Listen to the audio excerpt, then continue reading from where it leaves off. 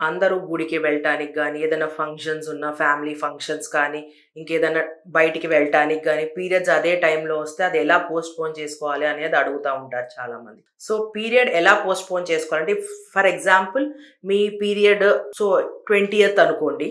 So, 20థ్ కన్నా ఒక 2-3 days ముందు మనము ఈ ప్రొజెస్ట్రాన్ అనే టాబ్లెట్స్ వల్లే పీరియడ్స్ పోస్ట్‌పోన్ చేసుకుంటామనమాట. ఈ పీరియడ్స్‌కి ముందు 2-3 డేస్ ముందు ఈ ప్రొజెస్ట్రాన్ టాబ్లెట్స్ స్టార్ట్ చేస్తే మీకు పోస్ట్‌పోన్ చేసుకోవటం ఈజీగా ఉంటది. అండ్ మీకు ఏ డేట్ వరకు ఈ పీరియడ్ అనేది పోస్ట్‌పోన్ చేసుకోవాలో అనేది ఫిక్స్ చేసుకొని, అన్ని డేస్ వరకు మనం డైలీ ఈ టాబ్లెట్ టైంకి ఏసుకోవాలి. ఒక 15-20 minutes it's fine.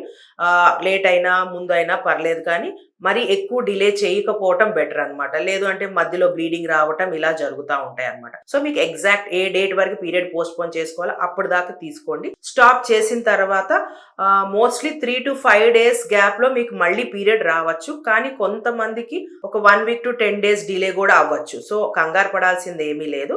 So, wait చేయొచ్చు.